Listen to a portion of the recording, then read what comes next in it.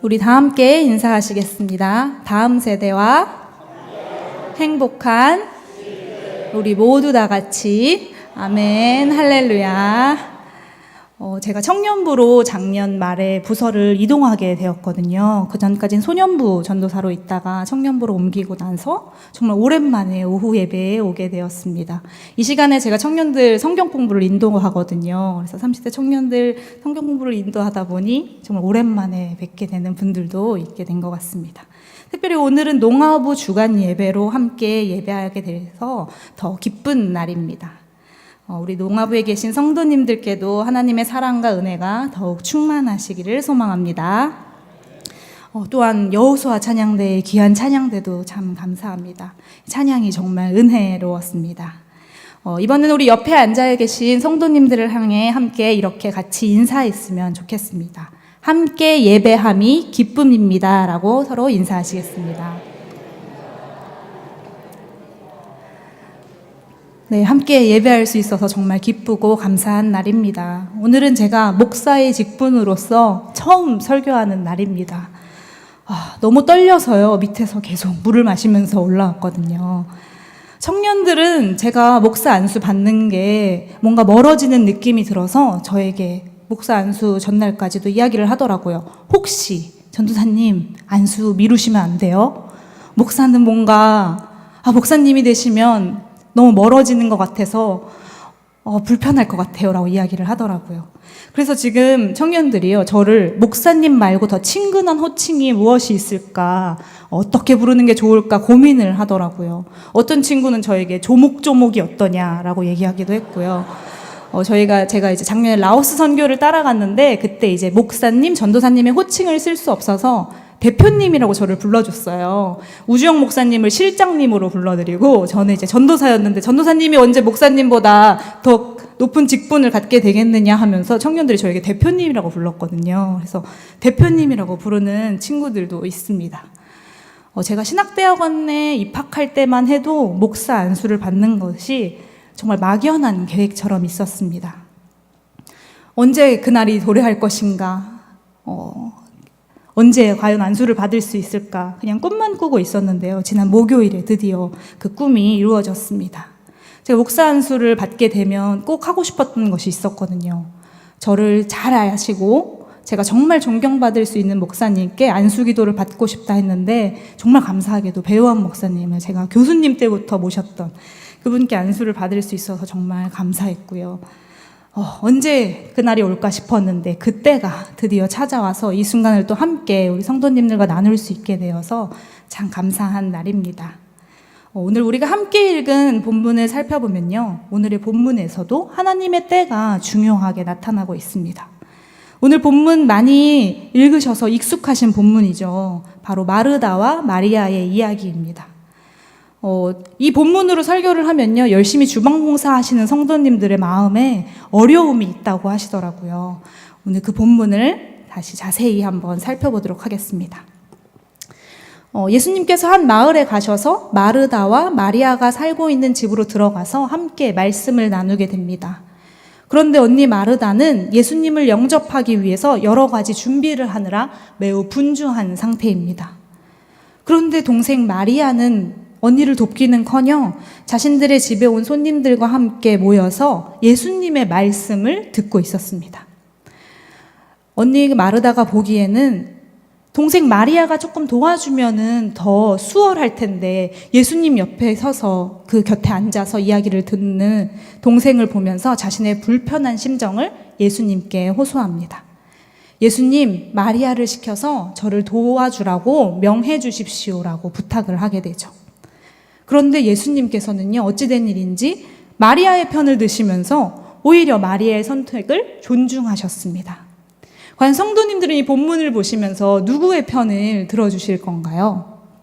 당연히 예수님의 말씀을 사모하는 자리가 중요하니까 마리아처럼 예수님 곁에 있어야 한다라고 생각하시는 분들도 있을 거고요. 반면에 우리가 꼭 해야 할 일이 있기 때문에 손님을 대접하는 것이 중요하기 때문에 마르다처럼 손님 대접에 힘을 써야 된다라고 생각하시는 분들도 있을 것 같습니다. 저는 이 본문을 읽을 때마다 마르다에게 조금 더 감정이입이 되곤 하더라고요. 제가 만약 마르다였어도 손님을 대접하고 음식을 준비하는 것도 물론 중요하지만 예수님하고 나도 이야기를 나누고 싶지 않을까. 나도 예수님하고 더 많은 이야기를 나누고 말씀의 가르침을 받고 싶지 않을까라고 생각을 했습니다. 그런데 당시 유대 문화를 살펴보면요, 손님을 접대하는 것은 대단히 중요한 일이었습니다. 그래서 마르다가 하는 이 역할은 상당히 중요한 역할이었죠. 보통 손님들을 대접하는 것은 그 집안의 여주인들이 하는 의무이자 본분이었습니다. 마르다는 집주인으로서 당연히 해야 할 일을 하고 있었던 거죠. 그런데 마리아는 언니를 도와서 함께 여주인으로서의 역할을 수행해야 하는데, 마리아가 이 좋은 편을 택하였고 예수님 곁에서 이야기를 듣는 것을 보면서 마르다는 당연히 불만을 품을 수밖에 없었습니다. 차라리 예수님께서 그래 마르다야, 네가 정말 수고가 많구나, 너의 대접으로 말미암아 내가 너무나 고맙다, 이렇게 말씀해 주셨으면 마르다가 이렇게 서운한 감정을 드러내지 않았을 수도 있습니다. 그녀의 이제 서운한 감정이 예수님의 그 한마디였더라면 눈 녹듯이 사그러들 수 있었을 텐데, 마치 이 본문을 보면은 예수님께서는 전혀 마르다의 마음을 살펴주지 않는 것처럼 보입니다. 그렇다면 예수님께서는 왜 그렇게 행동하셨을까요? 오늘 읽은 본문의 앞에 이야기를 잠시 살펴보도록 하겠습니다. 어떤 율법 교사가 예수님을 시험하기 위해서 무엇을 하여야 우리가 영생을 얻을 수 있습니까? 하고 질문을 하게 됩니다. 예수님은 이에 대해서 율법에 뭐라고 쓰여 있는지 물으셨고, 율법 교사는 다음과 같은 대답을 하게 됩니다. 함께 10장 27절의 말씀을 읽어보도록 하겠습니다. 네, 함께 누가복음인데, 네, 마가복음이 나왔네요. 제가 읽겠습니다. 네, 제가 잘못 보내드린 것 같아요. 네, 제가 읽겠습니다. 대답하여 이르되 내 마음을 다하며 목숨을 다하며 힘을 다하며 뜻을 다하여 주 너의 하나님을 사랑하고 또한 내 이웃을 내 자신같이 사랑하라 하였나이다. 아멘. 율법교사와 예수님의 대화 속에서는 우리가 영생을 얻는 방법은 바로 하나님을 사랑하고 이웃을 사랑하는 것이 그 방법이다라고 이야기를 하고 있습니다. 주석가들의 견해를 따르면요, 이 말씀 뒤에 선한 사마리아인의 본문의 비유가 이어지고 그 뒤에 오늘 함께 읽었던 마르다 마리아의 이야기가 나오는데, 선한 사마리아인의 비유를 통해서 이웃 사랑을 배우게 되고 오늘 마르다 마리아의 이야기를 통해 하나님 사랑을 배울 수 있다라고 이야기를 하곤 합니다. 특별히 누가복음의 저자였던 누가는 하나님을 사랑하는 것이 더 중요하다 생각했기에 이웃사랑의 비유를 먼저 앞에 쓰고 그 뒤에 오늘 본문을 씀으로써 하나님을 사랑하는 것이 어떤 것인지 보여주고자 했다고 볼 수 있습니다. 당시 유대 상황에서는요, 그 당시에 통용되는 관습이라는 것이 있었습니다. 앞에서 잠깐 언급했던 것처럼 마리아가 속해 있던 그 당시 문화권에서는 여주인이 그들의 집에 온 사람들을 대접해야 하는 것에 정말 열심을 다해야 했습니다. 그것이 그 당시의 문화이자 관습이었습니다. 따라서 마르다가 마리아의 행동에 서운함을 느낀 것은 너무 당연한 행동이었습니다. 마리아는 당시 문화적으로 당연히 여주인이 해야 할 역할을 포기한 채 예수님의 발 아래 앉아서 더 시급한 종말적 말씀을 듣고자 했기 때문이죠. 이 당시 사람들은요, 보통 의자에 앉거나 또는 연회 때는 이제 소파에 앉아서 다른 사람의 이야기를 듣곤 했습니다. 하지만 제자들은 예수님께서 말씀하실 때에 선생님이 말씀하실 때 그 발치에 앉아서 이야기를 듣곤 했습니다. 제자들은 선생님의 이야기를 통해서 그들 역시 선생의 역할을 해야 되기 때문에 준비하는 자로서 선생이 되기 위해서 제자로서 그 사람을 따랐던 거고요. 그래서 예수님과 가장 가까운, 선생님과 가장 가까운 그 발치에 앉는 것이 제자들의 특권이었습니다. 진지한 제자들은 예수님의 말씀을 듣고 마음에 새겨서 그들 역시 선생님처럼 나도 선생님으로서 다른 사람에게 역할을 하기 위해 준비되어야겠다는 것이 그들의 마음가짐이었던 거죠. 안타깝게도 이때는 여성들에게 선생의 역할이 주어지지 않았습니다. 그런데 오늘 본문을 살펴보면 선생이 될 수 있는, 선생의 자격을 얻을 수 없는 여자가 감히 예수님의 발 아래에 앉아서 선생이 될 준비를 하고 있는 제자들과 함께 동등한 위치에 앉아서 예수님의 말씀을 듣고 있는 것은, 이 마리아의 행동은 그곳에 모여 있는 사람들에게는 이해하기 힘든 상황이었습니다. 마리아는 제자가 될 수 없는 여성의 신분이었기 때문에 한계가 있었고요. 또 여주인의 역할을 해야만 하는 그 당시에 문화적인 관습이 있었음에도 불구하고 이 모든 것을 넘어서서 제자의 자리로 나아가 하나님을 사랑하는 자신의 마음을 표현했습니다. 예수님께서는 그래서 관습에 얽매여서 자신을 올가매는 것이 아니라 그 틀을 뛰어넘어서 하나님을 사랑하는 마음을 표현하고자 했던 이 마리아의 모습을 바라보셨기 때문에 마리아를 책망하지 않았던 것으로 보입니다. 그런데 여기서 중요한 점이 하나 더 있습니다. 마리아가 보여주었던 이 하나님을 향한 이 사랑을 표현한 것은요, 당시의 시기를 살펴볼 때에 더 큰 의미를 가지고 있습니다. 누가복음 9장을 살펴보면 예수님께서는 12제자를 각 마을로 보내시고 복음을 전하도록 명령하셨습니다. 9장 22절과 44절에 걸쳐서 인자가 고난을 받고 사람들 손에 넘겨져서 죽임을 당할 것이다 라고 계속해서 제자들과 예수님의 앞에 모인 무리들에게 순환에 대해서 예고하시고 임박하게 하나님의 때가 가까워 왔음을 강조하셨습니다. 게다가 우리가 함께 읽었던 이 10장 앞부분에는요, 12제자로도 모자라서 예수님께서 이번에는 70명의 제자를 선택하셔서 각 마을로 보내서 이들이 함께 하나님의 복음을 전하도록 하였습니다. 더 많은 곳에서 더 많은 사람들을 통해서 하나님의 복음이 선포될 수 있도록 예수님께서는 70명의 제자를 파송하셨습니다. 예수님께서 역시 각 지역을 두루 다니시면서 하나님 사랑을 완성하기 위해서는 십자가의 고난과 부활이 있을 것이다 라고 계속해서 말씀하셨죠. 예수님에게 있어서 이 하루하루는 매우 뜻깊은 시간이었습니다. 더 많은 이들에게 하나님의 복음이 전파되길 원하셨고 그 복음으로 말미암아 이 땅에 하나님의 나라가 이루어지기를 누구보다 간절히 소망하셨습니다. 그래서 계속해서 사람들에게 고난과 부활에 대한 말씀을 선포하시고 인자가 죽임을 당할 수밖에 없다는 것을 이야기하셨습니다. 그런데 안타깝게도요, 누가복음 곳곳을 살펴보면 예수님을 가장 가까이 따랐던 제자들은 예수님의 순한 예고에 담긴 의미를 이해하지 못했다라고 적고 있습니다. 그런데 오늘 본문을 살펴보면요, 반면에 마리아는 예수님께 임박한 고난이 있다는 것을 깨닫고 당시의 여인들에게는 허용되지 않았지만 예수님의 제자로서 나아가 지금이 아니면 내가 다시 예수님의 제자로서 이 자리에 앉아서 예수님의 말씀을 들을 수 없을 것이다 라는 마음을 담고 그 자리에 앉아 말씀을 듣기 시작했습니다. 예수님의 고난이 다가오고 있던 때였기 때문에 예수님의 발치에 앉아 예수님의 말씀을 들었던 마리아의 행동은 매우 시기적절했다라고 볼 수 있는 거죠. 제자들이 마리아의 행동을 이해하지 못했던 것은 이 본문이 아닌 요한복음에도 함께 나타나고 있습니다. 요한복음 12장 3절의 말씀을 함께 읽어보도록 하겠습니다. 네, 함께 읽겠습니다. 마리아는 지극히 비싼 향유 곧 순전한 나드 한 근을 가져다가 예수의 발에 붓고 자기 머리털로 그의 발을 닦으니 향유 냄새가 집에 가득하더라. 아멘. 마리아는 값비싼 향유를요, 예수님 발에 붓고 자신의 머리카락으로 예수님의 발을 닦았습니다.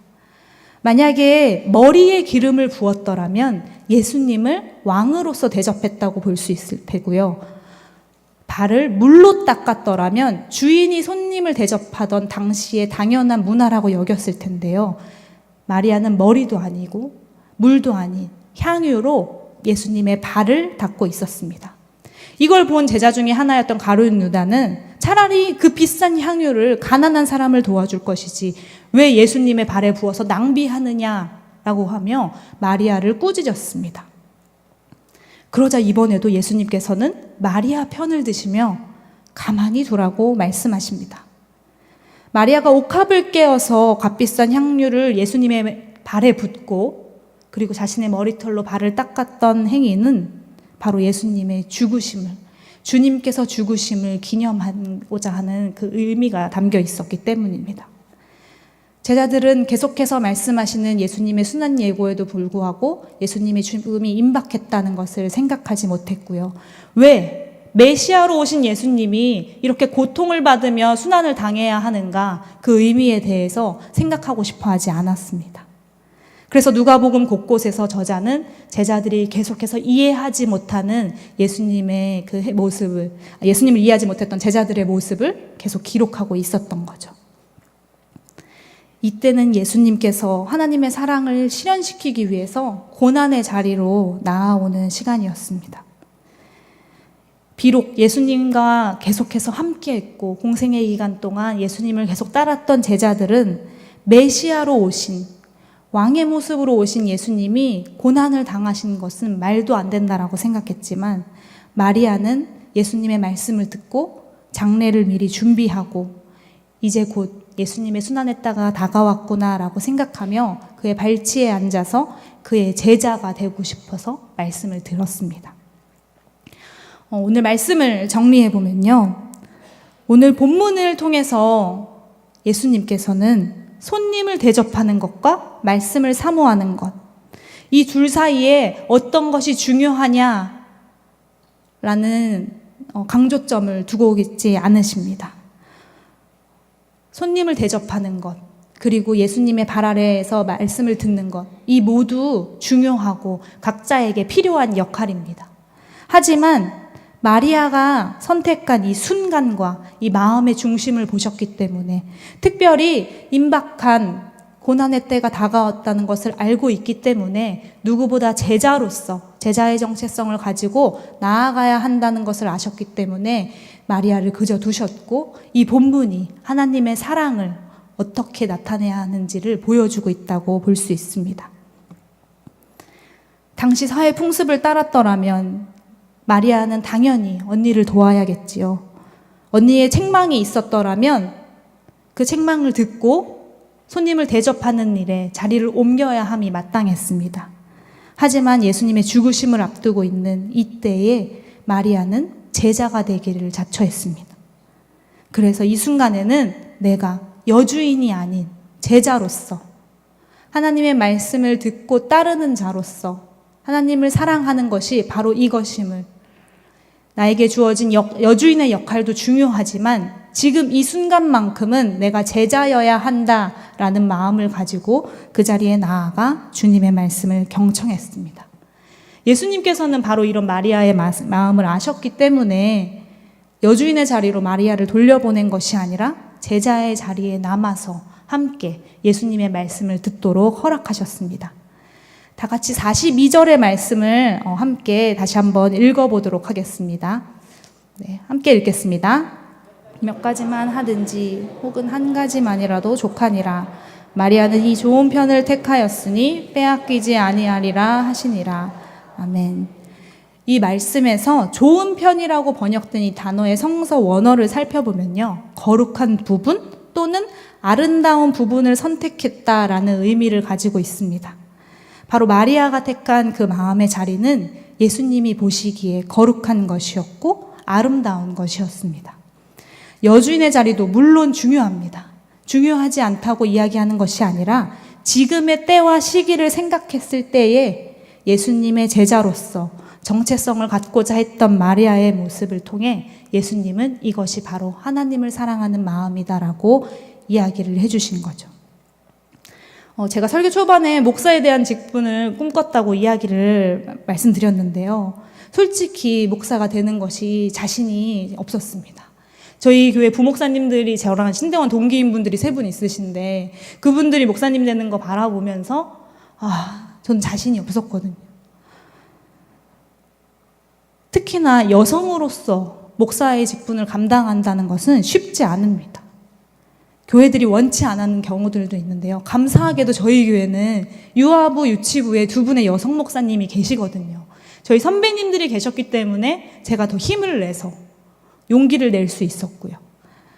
목사 안수가, 여성이 목사 안수가 언제 통과됐는지 혹시 아시는 성도님들 계실까요? 엄청 오래됐을 것 같은데 1996년에 처음으로 여성이 목사 안수를 받게 되었습니다.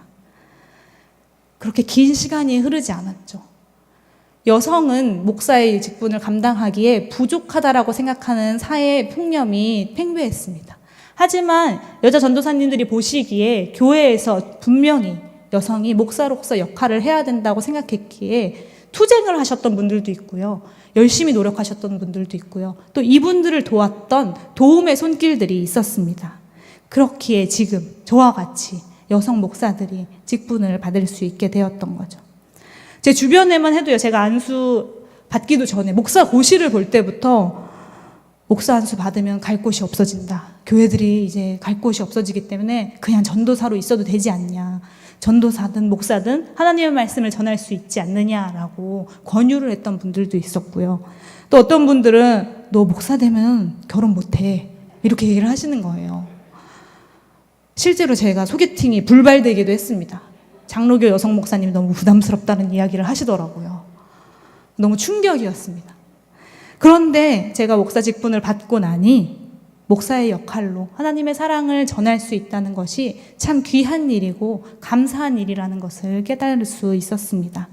그래서 제가 신일교회에서 안수를 받을 수 있게 돼서 정말 감사하게 생각하고요.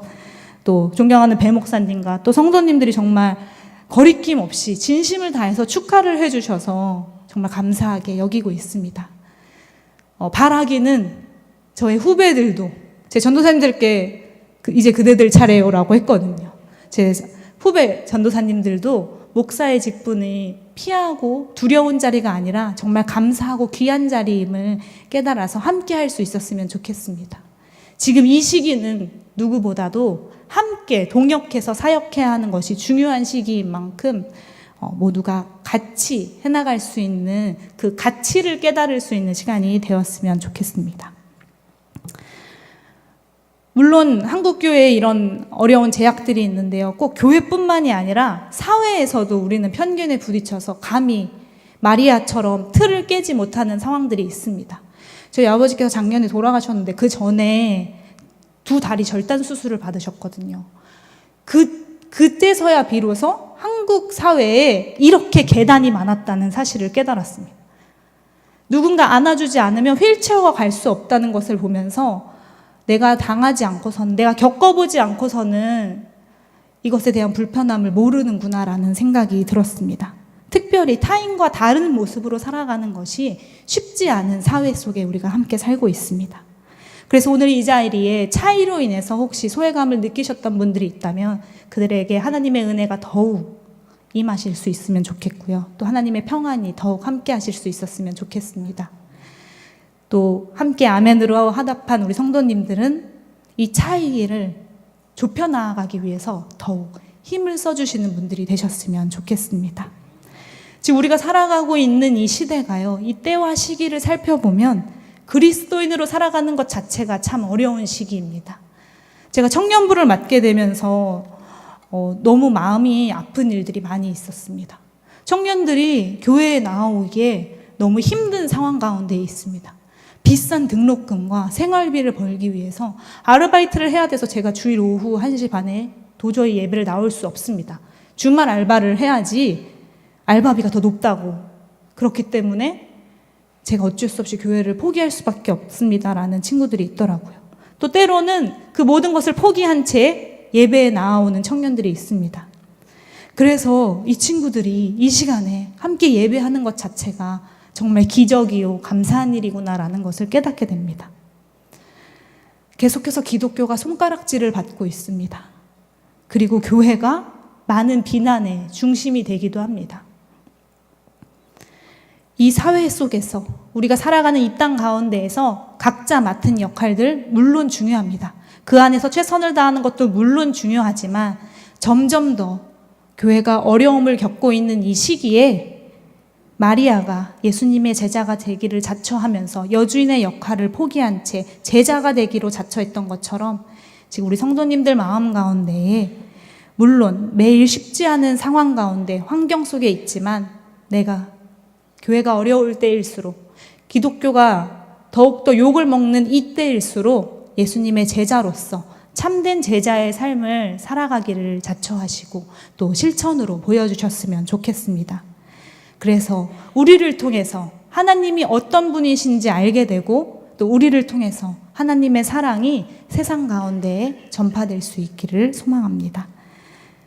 성도님들께서 이렇게 좋은 편을 택하셨을 때에 세상은 우리에게서 그 어떤 것도 하나님의 사랑을 빼앗을 수 없으리라고 믿습니다. 함께 기도하겠습니다. 우리를 위해 십자가에 죽기까지 사랑을 보여주셨던 주님의 말씀을 통해 우리가 예수님의 참된 제자로 살아가기를 소망합니다. 여주인의 역할을 감당하는 것이 당연한 일이었지만 예수님의 희생이 다가온다는 것을 알았기에 제자의 정체성을 가지고 나아가고자 했던 마리아의 마음을 다시 살펴보길 원합니다. 그래서 우리 역시 하나님을 향한 사랑이 그 어느 때보다 지금 절실한 때임을 느끼고 그것을 실천할 수 있는 우리 성도님들이 되게 해주시옵소서.